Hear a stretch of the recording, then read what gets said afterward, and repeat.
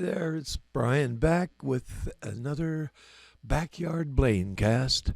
It's September 2025, my monthly chronicle from the streets of Toronto, also referred to as the Toronto Blues Diary. You can find that online where I post a lot of the video clips and I'm on the Substack now. So Substack means you can read it or you can listen to it on a podcast or you can watch it on YouTube. There's something for everybody there. But, I started this out writing the Blainletter in 1990. Every month I would put out some commentary, and usually I had a gig or two to promote. Well, that has not been the case in recent days, and I'm learning to accept that. But I'm not going to lay down the guitar. I'm still getting it out, getting folks over to jam now and then, and making that out to some good shows, but wanted to start out by saying this September apparently has been a very auspicious month. Towards the end here, I think the 21st was a solar eclipse that included an alignment with Saturn, and I know it's supposed to have a great effect on my I'm a Virgo going into Pisces, and I think that was a critical time. And then I heard like a couple of days later it was going to be the rapture, and that was yesterday, I think, and kind of looked around. I don't see any friends of mine that have been rapturized, but it does kind of have that end of days feeling, when you've seen that cartoon so many times of somebody holding a sign saying the end is near, And if we ever could have got caught up in that, the end, some days it feels like, what's he going to do next, or the place will just burn up, with the climate thing that's happening, whatever you want to call it. But definitely when it's leading the news every other night, some sort of climate related thing, you got to wonder, something's going on, and I don't know what it is. But anyway, we motor along. I wanted to say about the shows. I did get out and about last week. I'm still got invited to the Polaris Prize Gala. And I was there back 20 years ago when it was a gala. I remember the big round tables and the big spread and free booze and good food, premium. It was quite an elaborate awards program that they had there with the Polaris when they started out. I got a feeling they had a lot of money. I kind of know, I guess. And I suppose it was slate dollars even back then. Can't say for sure, but the slates are certainly a big part of the Polaris now. They even created a second prize because the Polaris Prize is $30,000, and it's awarded to what is considered the most artistic album that anybody put out this year. Not sales-wise, not popularity, not how many followers you had or hits on Instagram. This was 200 music journalists all getting together and agreeing on 10 albums. There's a long list before that, but they get it down to 10, and that is the ones that they maintain are the most artistic works of the year. And so it's always quite something to go, because most of those bands show up and play a tune live. So you're sitting back in your banquet hall, which it wasn't a banquet hall anymore. It's actually the Massey Hall. But hey, that's not what do you say? That's not chopped liver. That was Massey Hall. They took out all the seats. They could do that now, but I found one off to the side, and It was a very young crowd, a lot younger than we would find at the blues events. But we got there early. I wanted to make sure I got a seat, and the bands came on. And before the bands, Mayor Olivia Chow herself came out, and she was terrific. Nobody introduced her, no pomp and ceremony or anything like that. It was just Olivia Chow stepping out and talking about the arts, how important it was in this city. And I believe she even said the words something like, housing for artists. I believe that phrase. I'd like to imprint that somewhere. Mayor Chow saying housing for artists. Isn't that a radical concept? I can't imagine anybody would ever say that out loud. Some would say the gallows for the artists. No, not really. You're really, of all times, this is when we need the artists. But, Massey Hall, funny thing there, because I get this advance notice because I'm going on a media pass. And they tell me you can take video for the first minute of every performance. Okay.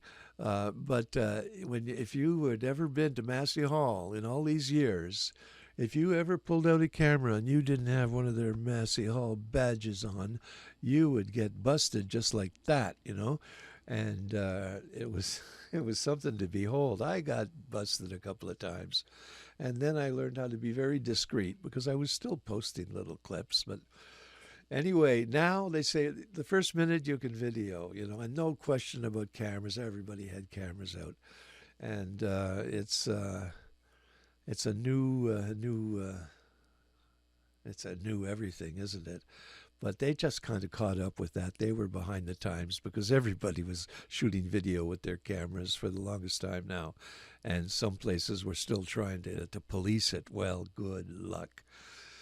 But what else happened there at Massey? Did I see anybody I know? Not really. No, I ended up. I can't remember who it was.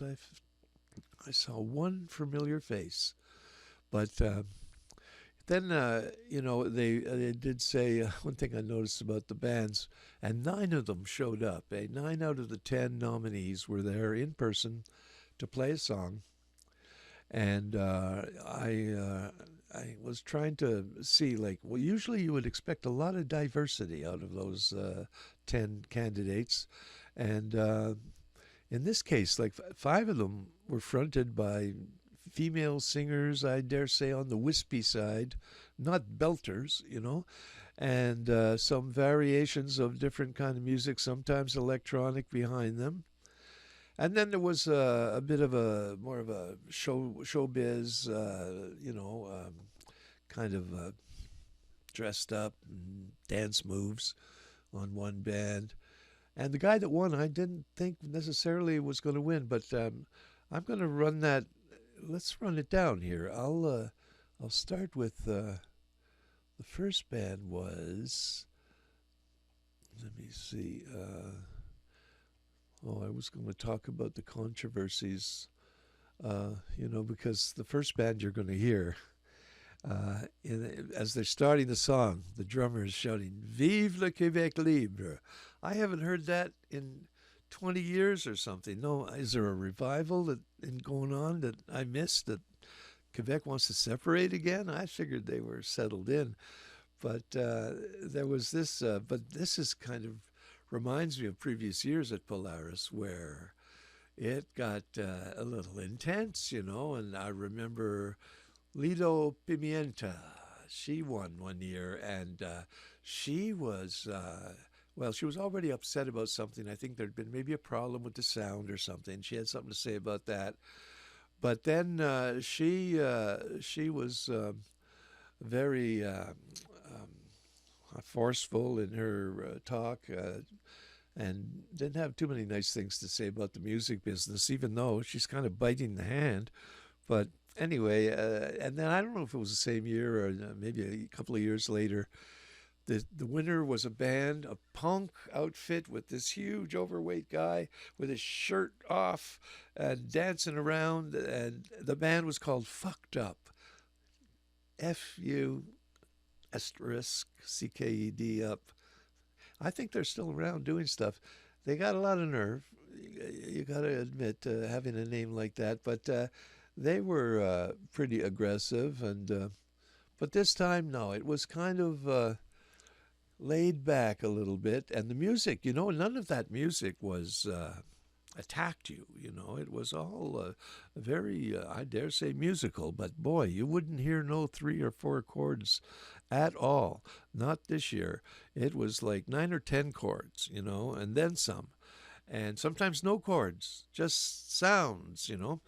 But, I even, I'm remembering back at the early ones where you would have a Joel Plaskett or somebody. Buffy St. Marie won it one year, but you would have some kind of rootsy, if not blues. I never saw anything remotely blues, but it did have a few roots representatives in the short list in the early years. Well, no longer.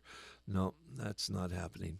And we were kind of, I was reading the day after a post from a journalist. He's one of the jury members, Dan Tomensky, something like that. He lives out west and he writes about roots music, and he calls it Rootsicana. I thought I'm going to start using that. I like that, Rootsicana. And he was kind of saying how each year he's trying to advocate for one album or another that is kind of maybe getting close to a level of acceptance from the community, the modern music community and journalists. But he was never really able to get one onto the short list. And this time, though, there was some kind of redemption because, thank you, Gary Slate, once again, because he created a second prize that they call the Heritage Polaris Prize. I guess somebody had the idea, well, there were a lot of great albums made before the Polaris Prize. That's only 20 years ago. So let's find an album that we love from way back, 30 years ago or whatever, 25, before the Polaris. And they had 2 prizes for that. One of them went to a band called, I think it was called The Organ. I never heard of them. But I guess 20 years ago they made an album that made a big impression. But the other artist was Jane Siberry. And how nice to see Jane Siberry getting a nod like that. And she got up and she gave the best speech of the night, too. And, by the way, announced that she has a new album coming out shortly. And she is pretty rootsy, not bluesy, but that was a beautiful thing to see her get some recognition. Speaking of recognition, I recognized her right away once at Hughes Room. This was the old days when Hughes Room was in the West End, and it had stairs all around, and there was room to sit on those stairs, and oftentimes I would end up sitting on the stairs because all the chairs were taken, and with the diners. And anyway, at this time, I found myself sitting on the stairs, and Jane Siberry is sitting on the stairs next to me. And I guess it's on a break, and I can't remember who we were there to see, but it was probably some pretty established artist to get Jane Siberry in the house sitting on the stairs.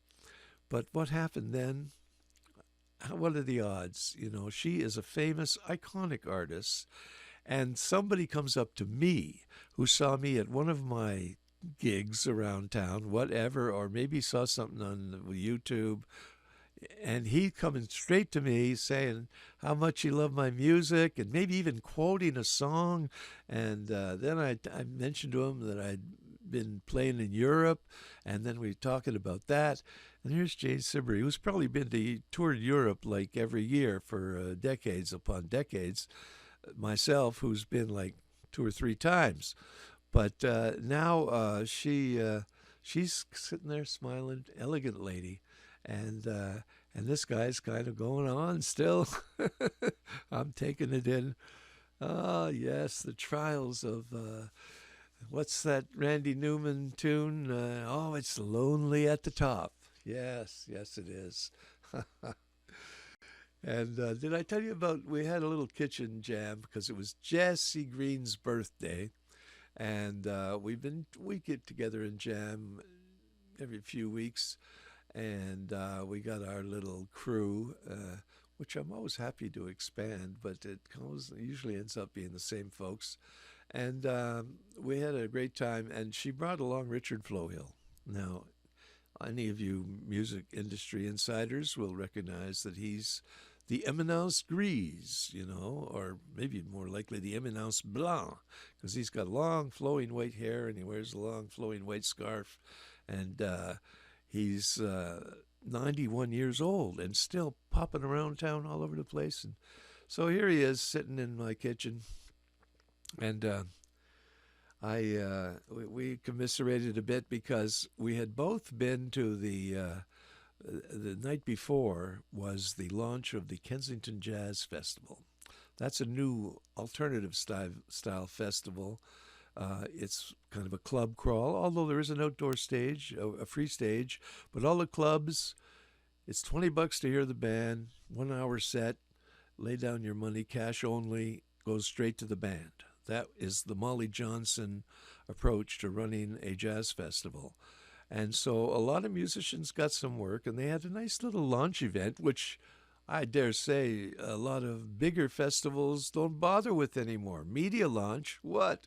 Who's going to give them any ink, even when they kick off their festival with, Dr. John or, some New Orleans greats. Anyway, in this case, it's mostly local artists, of course. And one of them, a piano player called Amanda Tossoff. I take my hat off to Tossoff because she knocked me out. I saw her play one time at the Jazz Bistro, and now I saw she's on. She's going to play at this launch party. So I went, and she starts with two Oscar Peterson numbers. I don't know his repertoire enough to recognize, but I bet you it was just note for note, Oscar Peterson. How many piano players can do that? But I had picked up on a whole other aspect of her, which came out in a couple of other tunes. And she is one dynamite piano player in the jazz scene totally. And when I said, Mama, I wanted to barrel house, and she said, well, that might take me a few days to get in shape. I don't think it would. She looks like somebody who plays a whole lot. Anyway, what was I going to say about Flo Hill? Well, he's sitting in my kitchen now, and I can't resist saying, Richard, maybe you remember 25 years ago, I told you I had written a song about Loreena McKinnon. Now, Loreena McKinnon was a musician that played Celtic harp, and she played around town, and busking was her thing in the beginning, but she became a really important independent artist, and got signed to a label finally, but made such a deal with the label that it kind of shifted things a lot, I think, in the artist's favor, at least in her favor that time. The way I heard the story, I should have asked Flo Hill, he would know for sure, but the way I heard the story, she made her deal with Warner Brothers, but then when it came time for to send her a check, she asked for that amount of money to be taken in product at the wholesale price, which she was entitled to, presumably. So then she just had boxes and boxes of CDs to sell at her gigs, and she made the profit instead of the whole chain of command there. I'll get corrected if I'm wrong about that, but I put it in a song about Loreena, and I wrote this whole epic piece. We recorded it in my kitchen, and I had the guys from Downchild backing me up, and I never do this. It had a key change. It had like a whole tempo changed at one point. It was like epic. And we laid it down, and it had a kind of a rockin' feel to it. And then I guess at some point I ran into Richard Flohill, and I told him I've written a song about Loreena, and I'm so sad about her fiance drowning like that, and now she was ready to abandon music. At least I guess I kind of heard that. So I wrote this song to encourage Loreena. Loreena, don't put down your harp. Don't quit the music. Just you had a tragedy, and anyway, I write about the whole tragedy. And Flo Hill is going, ooh, no, that yeah, she wouldn't appreciate that at all. And then I think another friend of Loreena's, he had been her sound man, somebody that knew her, Paul Benedict. He said the same thing. Oh, Loreena, she's so private. And then I I did the right thing. I just shelved the song. It was never mixed. The master tapes, the tracks went on a shelf somewhere and forgotten. And I never performed that song either. And now, 25 years goes by. And, it wasn't, no, actually, it's more like maybe 20 years ago, 5 years ago, let's say 20 years after the fact, I come upon the handwritten lyrics for this Loreena song. And I'm going, that's a story. And so I now make up some more music for it. This time it's more in a bluegrass kind of flavor than the rocky thing I had going. But it went from rock to not. So I say to Flo Hill now, he's in my kitchen. And I said, do you remember about that song about Loreena? And I don't know that he remembered. But I sure remembered, and I told him, I've kind of recycled that song. I brought it back to life. And you don't suppose Loreena would be too upset. I mean, it's so much longer. It's a lifetime later. And so I play it for him, and I'll play it for you. But I have to say, at the end of it, he looks at me, she's a real private person, Brian. So I don't think anybody's ever going to get to write a biography of Loreena if they're going to ask her for permission, because it's not going to happen. But let's see if I can get this tune down. She was just a street musician busking on the square. Then she got famous. She was touring everywhere. She loved to play, but didn't want to be a star. The Celtic angel who never meant to fly that far. But Loreena, don't put down your harp.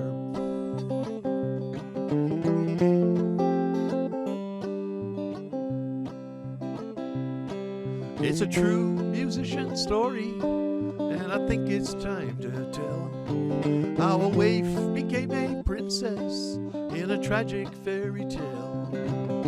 Prince Charming lost and drowned in Georgian Bay, so deep and dark,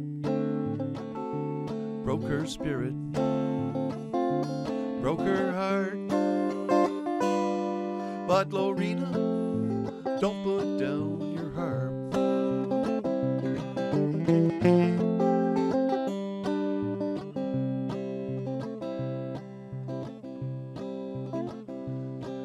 Well, an independent artist who would not be pushed around. Just ask the Warner Brothers how she stood and held her ground. She changed the music business, at least she made a start. A tough businesswoman, and she could really play the part. But Loreena, don't put down your harp. Loreena, don't put down your harp.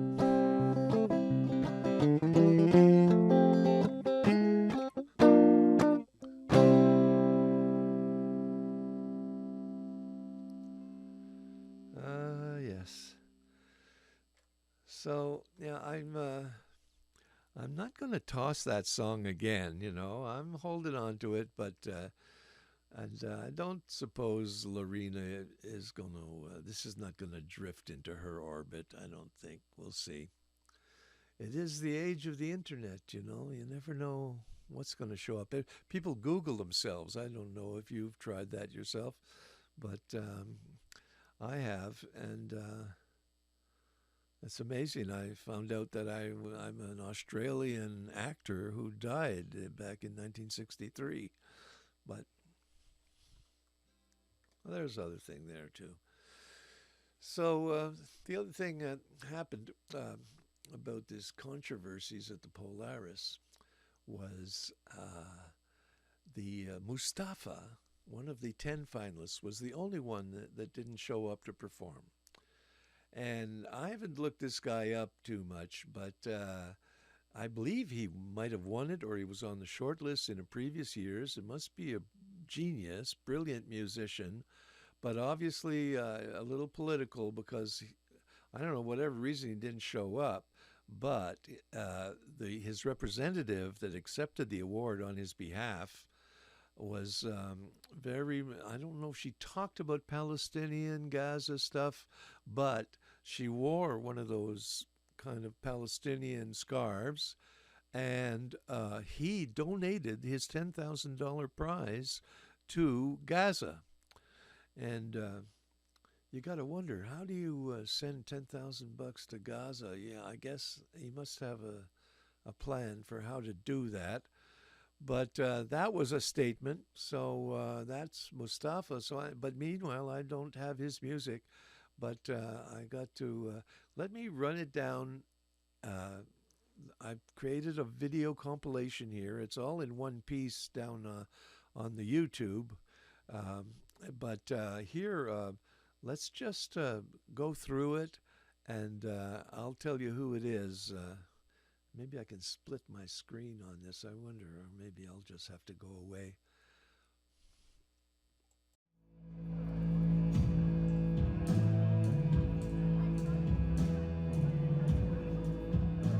This is the first group I was talking about, Population 2. They're from Quebec. They're the ones that were shouting Vive Québec Libre at the start of their performance. And I guess they're from Quebec. Activists, as they say in Quebec, militants.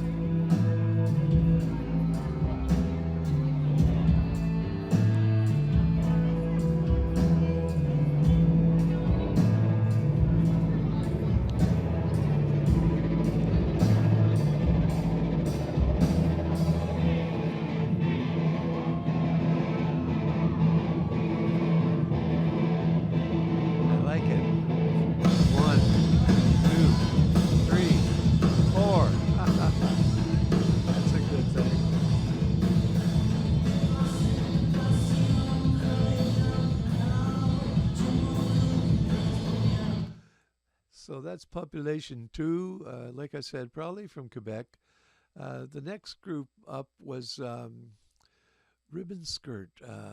They are indigenous. I don't know where they're from. I didn't pick up on that, but they had an indigenous vibe and an indigenous present. Good for them too. They go. Sioux Lookout, Ontario, with their first ever Polaris nomination for the album, Bite Down. Here are Ribbon Skirts! That was Havaya Mighty, by the way, previous winner and MC for the night, and did a great job.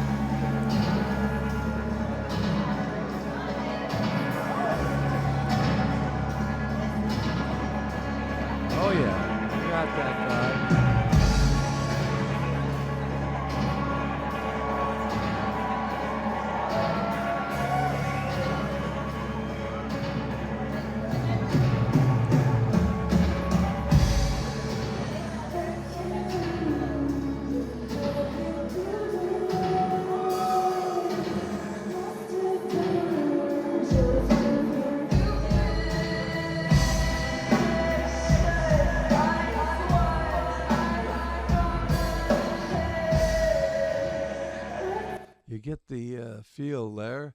And I like the little bunny in the background. They had interesting visuals. That's Ribbon Skirt. Then Marie Davidson, she was the one that started the whole show. And she was a very modest, sweet young thing. And she had a big DJ table, room for 4 turntables, but I think she probably just had a little drum machine and maybe one other thing. And she was just hit the switch and danced around and had a very upbeat approach like Marie. This is what she sounded like. Polaris people, let's get sexy. Let's get sexy. Do it candidly.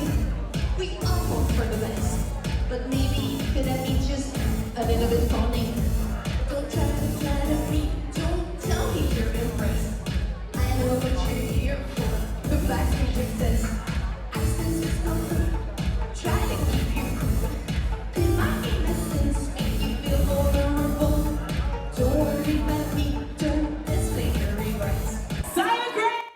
Oh, yeah, okay. Next, Saya Gray.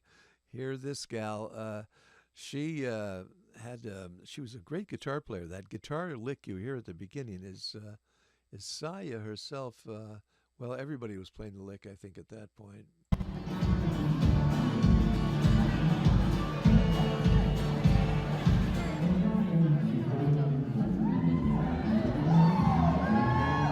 That's quite a little scale there.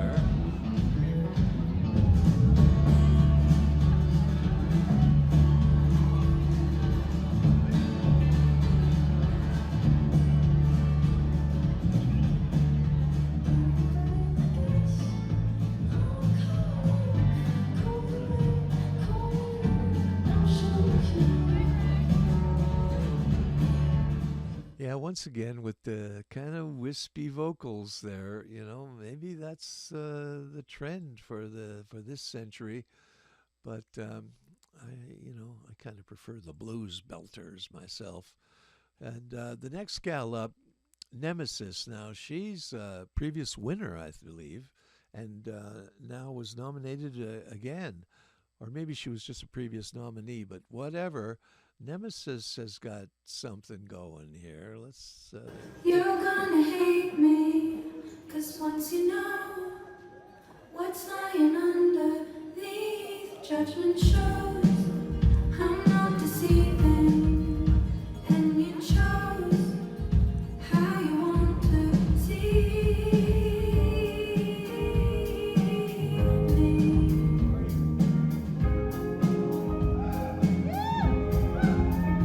And this sweat I'm wearing, you asked the row, I don't know, but these are 501 G's, wash out the hue, might make it better, they'll look cool on anyone but Yeah, that's Nemesis, and I don't know if I mentioned it before, but this was on the CBC Gem. They broadcast it on their on-demand station, and I haven't checked it out up there yet, but I think the whole broadcast, the whole concert, is up there on CBC Gem, and it's probably worth going and seeing the whole thing. It was chock full of music that evening. Now, this is a group called OBGMs. They put on a nice old-style showtime with outfits and things. Let's see where they go here. Yo, James. This is how they started. Before you turn, you gotta do at least 2 consistent months of therapy. I'm asking for you. Whenever we talk, it's like, how are you?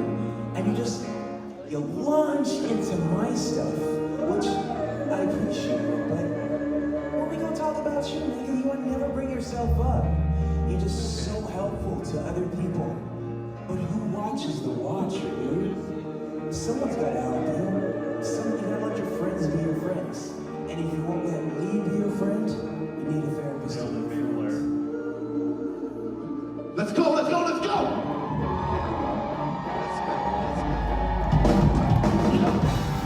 It got pretty rappy at that point and jumping around.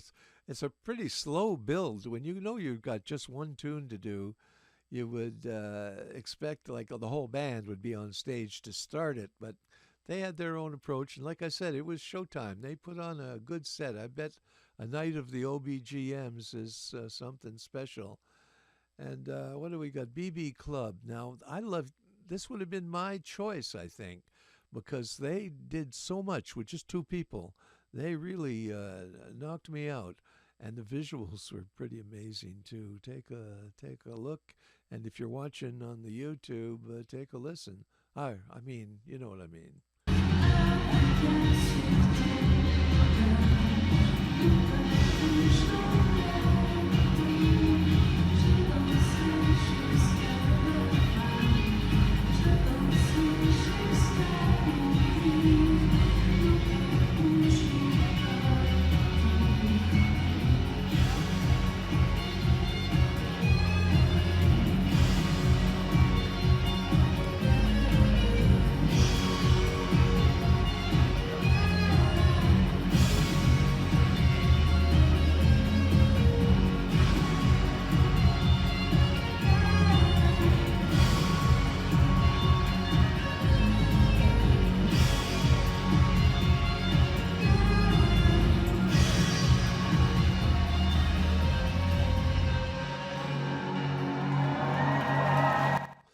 They got something going for them. And next we got Lou Adrienne Cassidy. And this is another young, earnest female vocalist. I bet she's going places too. But it makes you wonder, like, they didn't even try to have some kind of diversity in terms of the configuration of these groups, because like I said, like most of them were from Quebec. Most of them had a young female, earnest, wispy vocalist. But that's what happens, I guess, when you're trying to do it without any conditions. You're listening to an album and you give it a rating, and then they get it tallied up. And I suppose there's some discussion. There certainly is a big discussion in the end. And as it turns out, in the end, the winner, as you will see, was not a young, earnest female wispy vocalist. But here's what Lou Adrienne sounds like.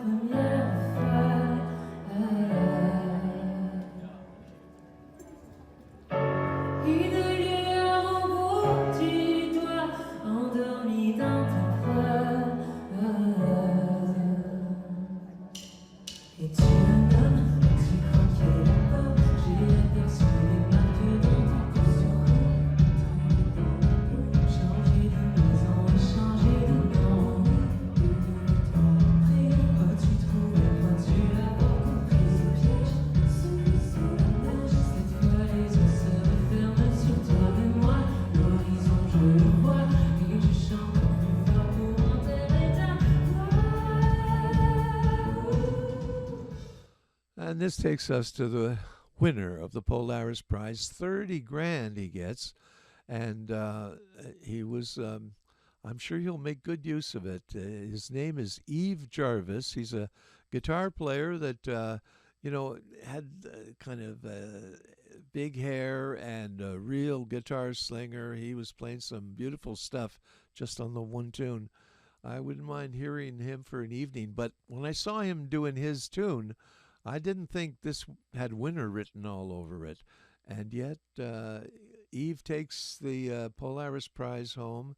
Let's let you hear what he sounds like in the little moment of his acceptance speech. Oh, yeah, the perfect fatigue.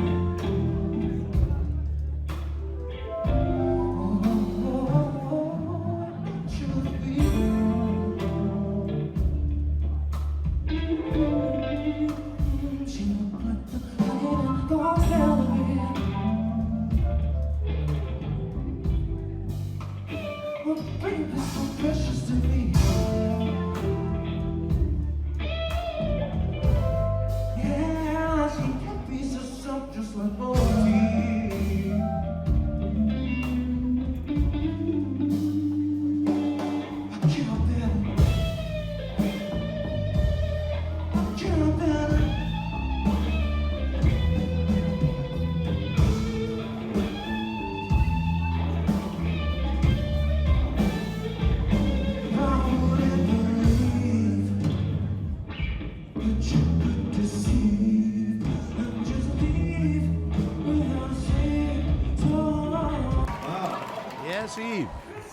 winner. so much.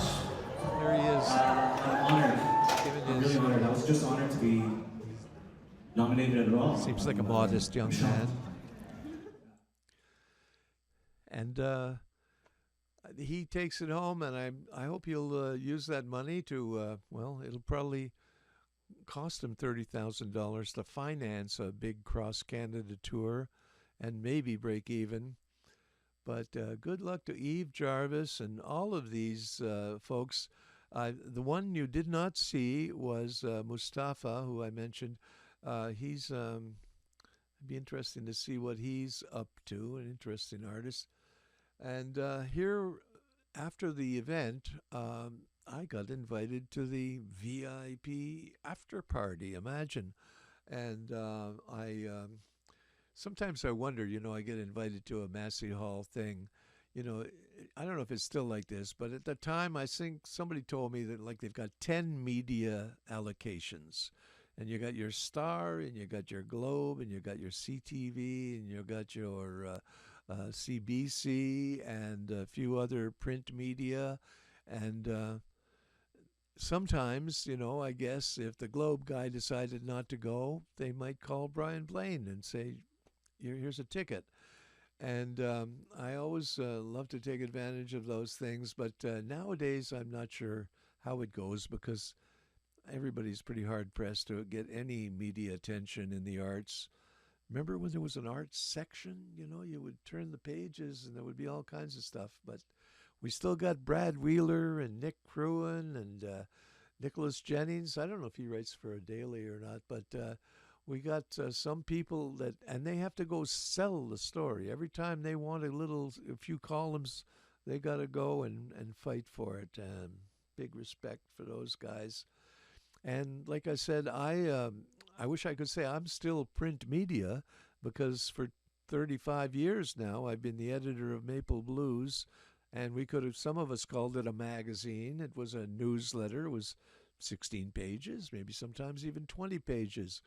But it was print, and it was distributed, and people got to hold it in their hot little hand. Well, regrettably, the economics of all of this kind of decided the Blues Society to just go by electronic. So I'm still making the newsletter, and it goes up every month, and you have to just go.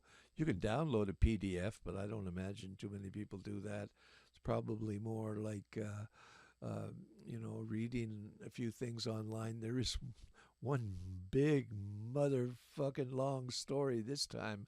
I don't know who's going to stick with on their computer screen long enough to read it, but it is worth the read. It's a long interview with Chris Strackwich. He founded Our Holy Records and discovered a lot of those old blues guys, and he's got a lot of stories. It's a beautiful thing. But back to Polaris here. The after party was being held in the I think it's called the Trinity something church. It's right behind Eaton Center. A beautiful old church, but they've renovated it. They took the pews out and they made a big open space, and I guess they use it for a lot of special events. And now it was going to be the after party. They had a DJ up there, and they had a band who were called Teke Teke, and they are Japanese surf punk. Well, you'll see for yourself, and I'll leave you with that. We had an after party, and now you get a peek. And check out this beautiful church here.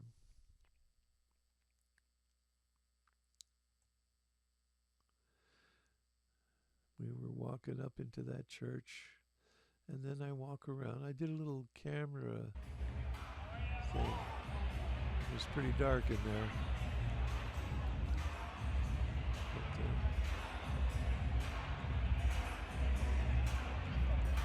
there we go. Here you can see. There wasn't very many people when I got there, but it filled up.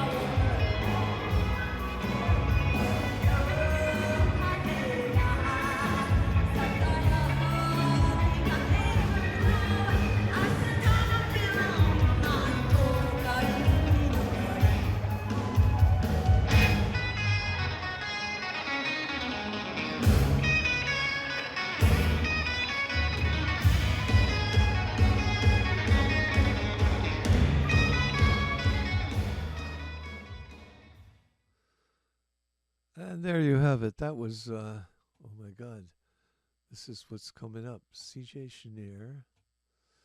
And, oh, there's our guy, David Frum. He's got a lot to say. And Sad Guru.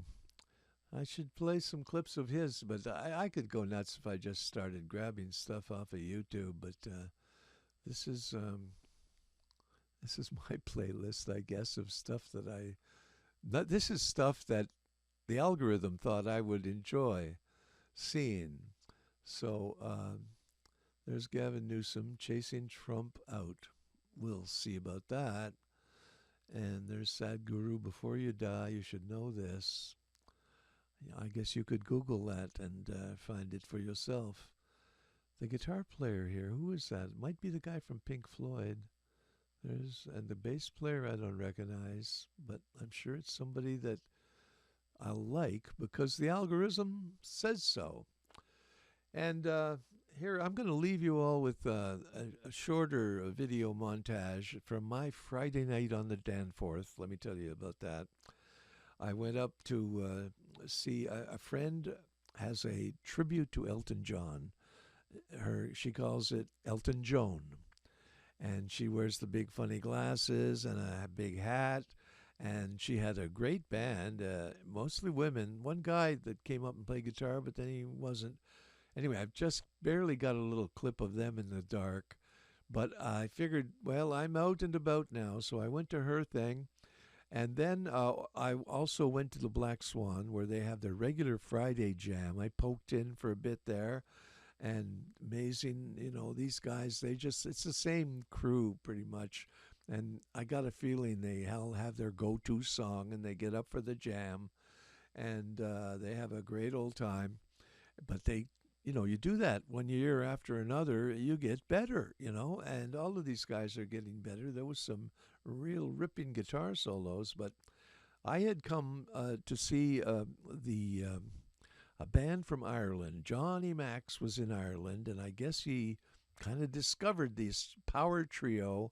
They were called Delta Fuse, and they knew how to play the blues, and he recognized they had some good energy, and maybe they said, we want to come to Canada, and he said something like, maybe I can help you, because he booked them at a bunch of festivals, but this Black Swan date was kind of something they just dropped in. At least they made a Toronto appearance, but it didn't get promoted, and nobody knew about it, and there was nobody there. And I get there, and I'm practically the only person, and but I watched. They did a set, and I thought they were great. Somebody should have told that kid though that the Black Swan does not like single coil pickups. If you have a Telecaster. Or even a Stratocaster, well, I guess a lot of people are using them, but there's always been this buzz problem because I think it's because all the streetcars are right behind the Black Swan there. Whatever, it's always been a unfriendly place. You want to have a humbucking pickup if you're playing the Black Swan, tip of the day. But he didn't, and so maybe he was a little flummoxed, but he did great. Bass player was tight and playing a lot of interesting stuff. And so I got to see their set. I even kind of said hello because they came downstairs. I don't know how they felt. Imagine you're the touring band. You might be a big deal in Dublin, and now you come to Toronto, there's nobody. And then you go downstairs where the free Friday night jam is happening, and it's packed, And so anyway, Johnny got them up on stage, and my friend Jesse Green got up with them. So you'll see Jesse sitting in with them at the end. And that is Delta Fuse, and now they've played Toronto, and I betcha they'll be back. We're going to go up to Danforth. I could walk up there from my place. And the Black Swan, which was a veritable blues shrine when I arrived in Toronto. A lot of the touring blues acts, they would be playing a big show somewhere in town, the Horseshoe or the Brunswick House. But now on the Saturday afternoon, they would usually be a special guest, at Gary Kendall's jam at the Black Swan. Now the Black Swan has kind of changed around a little bit. It's not the music destination it used to be, but this guy Mike Sedgwick, he has a happening jam going on there, and this is what I walked into.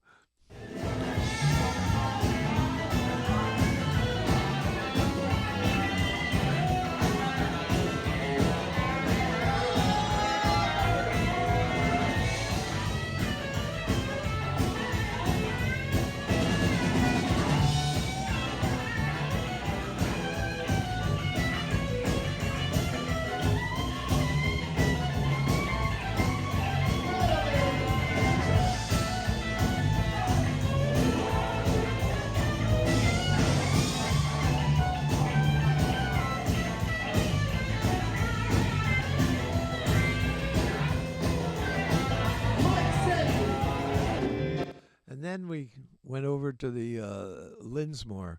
My friend who you see here in the shadows, Joan Marshall, she has a tribute to Elton John. She calls it Elton Joan. It was so great to see Joan. I hadn't seen her in a long time. And she's got this this act is really happening. You know, it's a pretty tight band, mostly women. And they're covering Elton John, and I think they're doing other stuff, Supertramp or stuff that might be around from that period. Here's a little bit of Joan, and that's all I captured was a little bit. All across the time and day, count the headlights on the highway. Never down, she's a lady. Had a busy day today. Home across the time and day. And now, this was the main reason I decided I'm going to get out tonight, because there's many a night when I'm ready to get out. I've even made it to the door and realized, no, I don't need to go out clubbing. I need to go upstairs and take a nap. And that was what's been happening in my old age. Can I say that? And but this time I wanted to hear these young guys, and I wanted to encourage Johnny Max because he was promoting this show, and he brought these guys over from Ireland. He saw them over there and thinks they're, was worth bringing them over to introduce them to the Canadian blues scene. And regrettably, I think they had some great festival plays, but this time they're in the Black Swan in Toronto, and it was not very well promoted. It was a last-minute thing, and the guys ended up playing to a mostly empty room. And I'm glad I was there, and they did put out, and even though the guitar player had a few little issues with trying to manipulate his single-coil pickup on a Telecaster in a room, and everybody around this town knows if you're going to play the Black Swan, you ought to have a humbucker pickup. Humbucker. And there's a reason for those.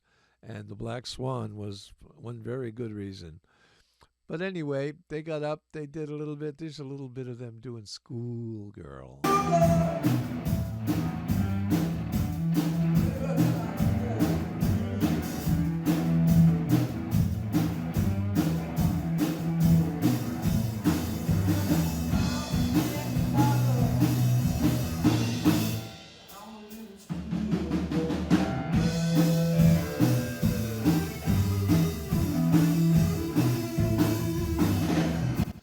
And then I went downstairs, and in fact, a buddy Mike was going to get me up to jam, but then here's a touring act, they get a little bit of priority, so they got the stage, but my friend Jessie got to sit in with them, and she was burning it up. I'll skip across to her guitar. Well, we'll play a little bit here.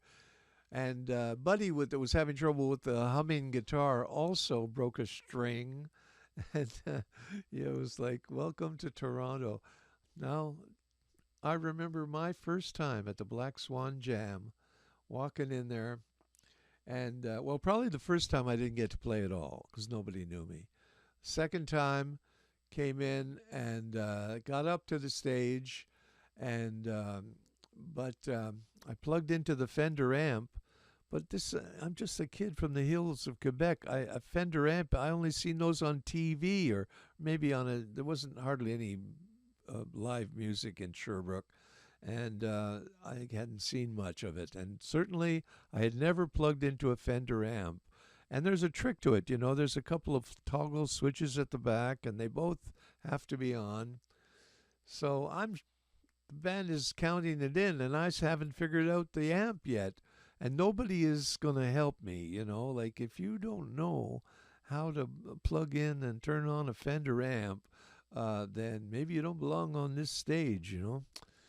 Anyway, that's my Black Swan introduction. Oh, yes, and then I went back to my seat and somebody had stolen my leather jacket. So that was my welcome to Toronto.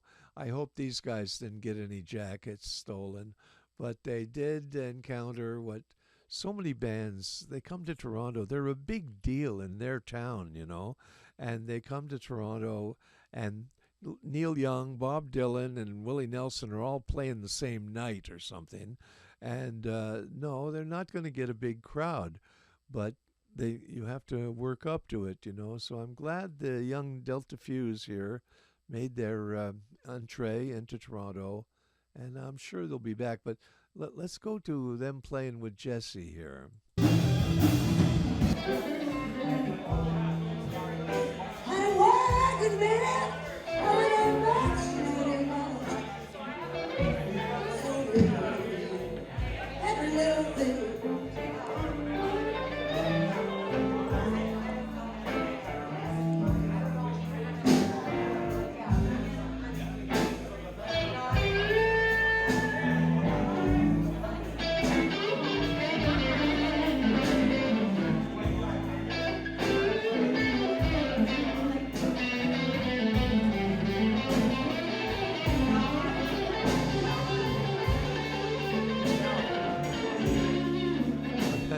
I think that's where he broke a string. Let's just go forward. I think Jesse plays a solo around here at some point. I guess he's going to leave the stage. There's Jesse. Come on.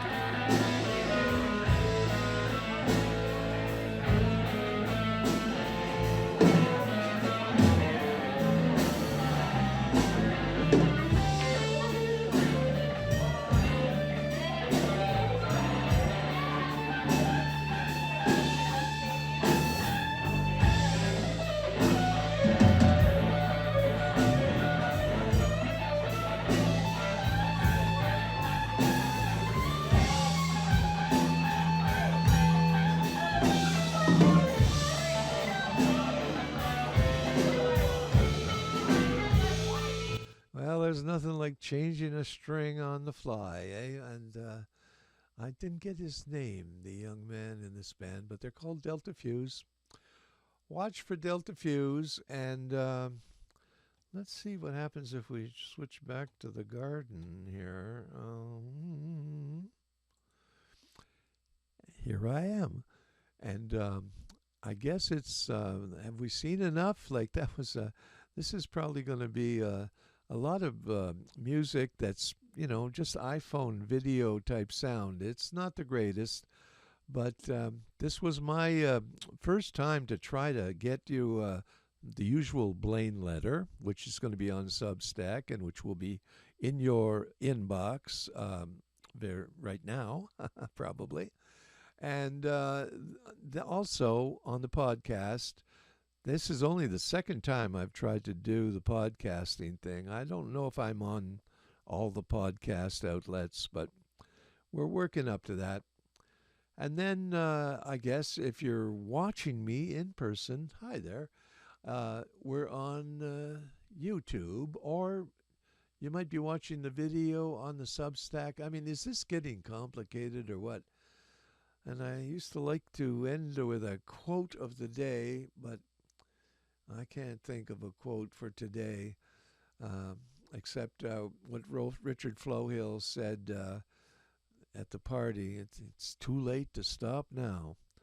So thanks for listening if you got this far, or thanks for reading, and or thanks for watching. See you next time.